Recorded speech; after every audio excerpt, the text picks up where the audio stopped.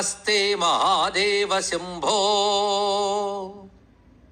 నమస్తే నమస్తే దయాపూర్ణ సింధో, నమస్తే నమస్తే ప్రపన్నాత్మబంధో, నమస్తే నమస్తే నమస్తే మహేశాం. భజే శ్రీచక్రమధ్యస్థాం దక్షిణోత్తరయోః సదా శ్యామావార్తాళి సంసేవ్యాం భవానీం లలితాంబికాం. శివాయ గురవే నమః.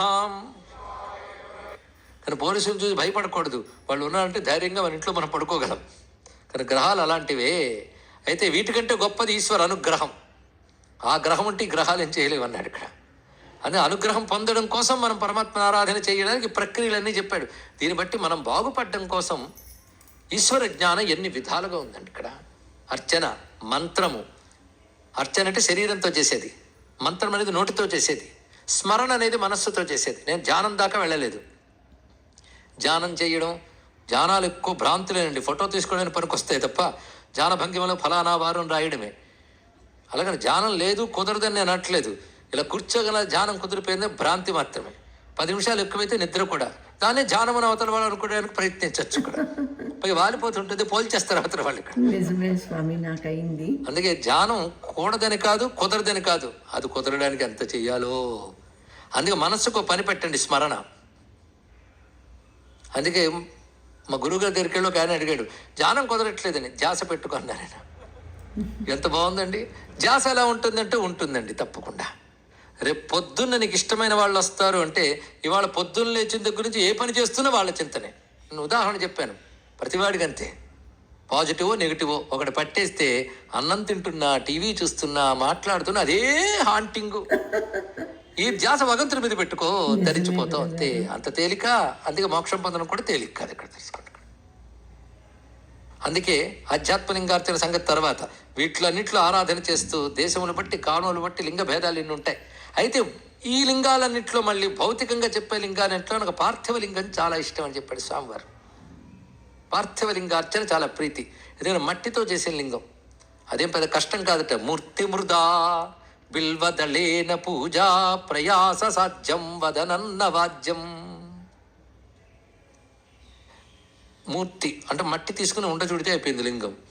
దానికేం కష్టం అండి. ఇక్కడ శిల్పం చెక్కాలంటే కష్టం, కానీ ముద్ద చేయడం ఎంత సులభం. మూర్తి మృదా బిల్వదళేన పూజ, ఒక మారేడు దళం వేస్తే అయిపోయింది ఇక్కడ. పోనీ మంత్రాలు రావు, బం బం బం బం బం అని అరువు చాలు అన్నాడు ఇక్కడ. శివుడికి గళవాద్యం చాలా ప్రీతిట. అందుకే మనకి బం బం భోలేనాథ్ నడుస్తూ ఉంటారు నార్త్కి వెళితే. అదే చాలు. ప్రయాస సాధ్యం వదనన్న వాద్యం. పోనీ ఏం మంత్రాలు రాకపోయినా శివ అంటాం తెలుసుగా, శంకర్ చాలు, ఇంకేం పెద్ద ఏం హక్కలేదండి. నాకు రుద్ర నమ్మకం రాదండి, అందుకే అభిషేకం మానేశాను. అంటే వీడు మానేయడానికి కారణాలు వెతుకుతూ ఉంటాడు. అందుకో చెప్తూ ఉంటాడు. ఆయన చెప్పాడు నమ్మకంతో చేయమని, నమ్మకంతో చేయమన్నాడు అంతే ఇక్కడ. దానితో చెయ్యి. శివాను నీకు ఆయన తెచ్చిన ఏ పేరేనాను కష్టపడక్కలే. మంత్రం రాకపోతే ఆయన రావడనుకోవద్దు. ఏ వేదంబు పఠించలూత భుజగం శాస్త్రములు సూచే తానే విద్యాభ్యసనం బొనర్చకరి చెంచే మంత్రమూహించే బోధావిర్భూత నినాదములు చదువులయ్యా కావు నీ పాద సంసేవాశక్తి కాక జంతుతతికిన్ శ్రీకాళహస్తీశ్వర అన్నారు అక్కడ. అంతేకాదు నకర్మణా న ప్రజయా అని మనం చెప్తున్నాం. స్వామి చెప్తాడు నకర్మణా న ప్రజయా న జపై న సమాధిభి. తర్వాత శ్లోకంలో చెప్పాడు, నేను కర్మలకు దొరకను అంటే యజ్ఞాలు యాగాలు క్రతువులు అభిషేకాలు వీటి దొరకను. అదేవిధంగా సంతానం కలిగితేనే ముక్తి, అది లేదు. ఇక నా జపై న సమాధిభి, జపాలు మంత్రాలు చేసి దొరకను. శ్రద్ధామయ్యస్తి చేత్ పుంసాం ఏనకేనాపి హేతున వశ్య స్పృశ్యశ్చ దృశ్యశ్చ పూజ్య సంభాష్యవచ. నాపై శ్రద్ధ అంటే నేనున్నాననే భావం కలిగి ఎవడే ఆరాధిస్తాడో వాడికి నేను దొరికిపోతాను అన్నాడు ఇక్కడ.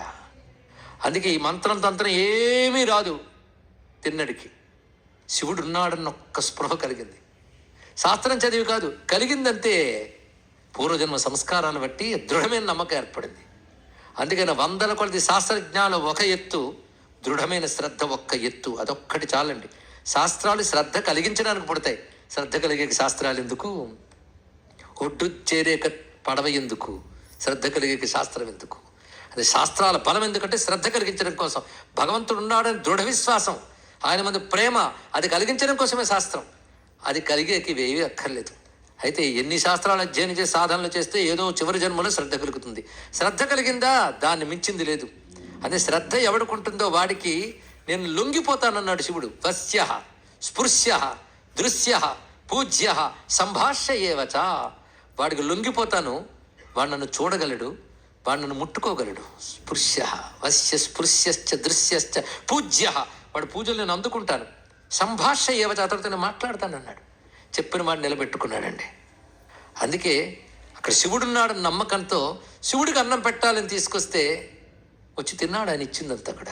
ఆయన తిండి అవసరమై తినలేదు, వాడి శ్రద్ధ చూసి తిన్నాడు. చెప్పిన మాట నిలబెట్టుకున్నాడు కూడా.